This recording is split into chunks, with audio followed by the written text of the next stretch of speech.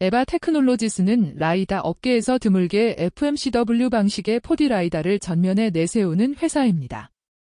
최근 1월 5일에 엔비디아 드라이브 하이페리온 레퍼런스 라이다로 채택됐다는 발표가 나왔습니다.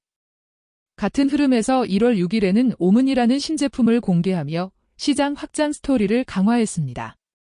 이 뉴스들은 당장 매출을 크게 바꾸기보다 2026년부터 고객 검증이 늘고 2027년에서 2028년 양산으로 이어질 가능성을 높이는 촉매로 해석하는 편이 자연스럽습니다.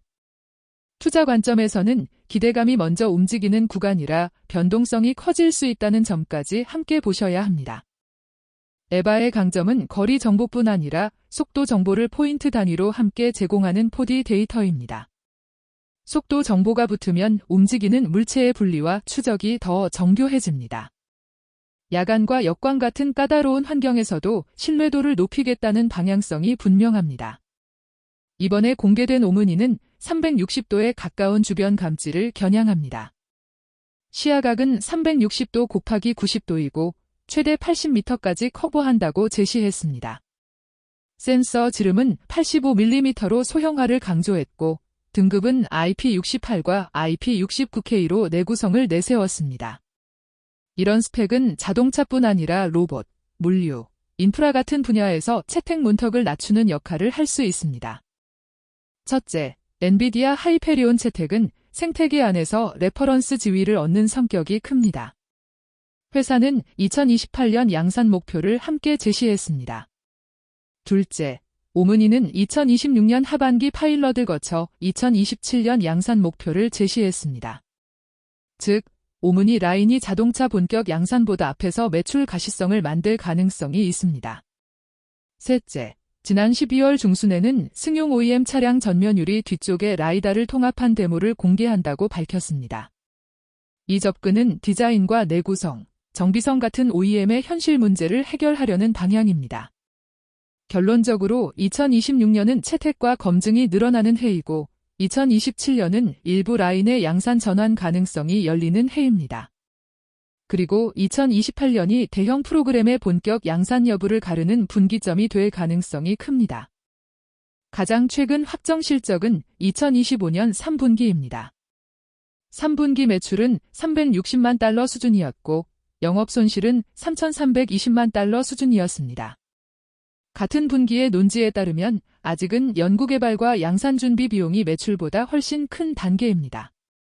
2025년 9월 30일 기준 현금과 현금성 자산, 매각가능증권 합계는 4,890만 달러로 제시됐습니다. 여기에 사용 가능한 에쿼티 기반 유동성 라인 1억 2,500만 달러를 언급했습니다. 또한 11월에는 1억 달러 전환사채 조달을 언급했고 쿠폰은 4.375%, 만기는 2032년 11월이라는 조건이 함께 제시됐습니다. 회사는 이런 조달을 반영한 프로포마 유동성을 2억 7천만 달러 수준으로 설명했습니다. 투자자는 이 숫자를 보고 단기 생존성뿐 아니라 향후에도 희석 가능성이 반복될 수 있다는 구조를 같이 떠올려야 합니다. 첫째, 일정 리스크입니다. 엔비디아와의 방향성도 2028년 양산 목표를 전제로 하고 대형 OEM 프로그램도 보통 지연 가능성이 존재합니다.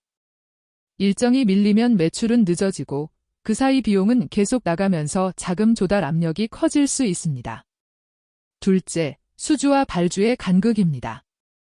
독점이라는 표현이 있어도 실제 매출은 차종 출시 성공, 물량, 단가, 옵션 조건에 의해 달라집니다. 셋째, 재무 이벤트 리스크입니다. 영업 손실이 큰 구간에서는 전환사채나 증자 같은 선택지가 반복적으로 등장할 수 있고 이는 주가 변동성을 키울 수 있습니다. 넷째, 제조와 품질 리스크입니다. 오문이는 LG 이노텍과의 하드웨어 통합과 제조, 품질을 강조했지만 양산에서는 수율과 원가가 성패를 가릅니다. 다섯째, 경쟁 리스크입니다. 라이다 시장은 경쟁사가 많고 OEM은 성능만큼 원가와 공급 안정성을 냉정하게 봅니다. 첫째, 2026년 초에 예고된 유럽 톱 승용 OEM 프로그램의 추가 디테일 공개가 가장 중요합니다. 여기서 실명 공개 여부, 차종 범위, 물량 힌트, 단가와 마진 구조에 대한 단서가 나오면 기대가 숫자로 바뀌기 시작합니다. 둘째, 오문희는 2026년 하반기 파일럿이 목표이므로 상반기부터 파일럿 고객 수와 평가 범위가 어떻게 커지는지 확인하셔야 합니다. 셋째, 다음 실적 발표에서 현금 잔고와 현금 사용 속도가 핵심입니다. 3분기 기준 매출 360만 달러와 영업 손실 3,320만 달러의 간극이 얼마나 줄어드는지 보셔야 합니다. 넷째, 주가가 뉴스에 민감한 구간이므로 분할 접근이 유리할 수 있습니다. 촉매가 이어지면 강하게 오를 수 있지만 디테일이 비거나 일정이 흔들리면 급락도 가능한 구조입니다. 다섯째, 투자 판단은 2027년과 2028년 양산 가시성이 실제로 높아지는지에 맞춰 기대가 아니라 검증의 단계로 옮겨가는 순간을 기준으로 삼는 편이 안전합니다.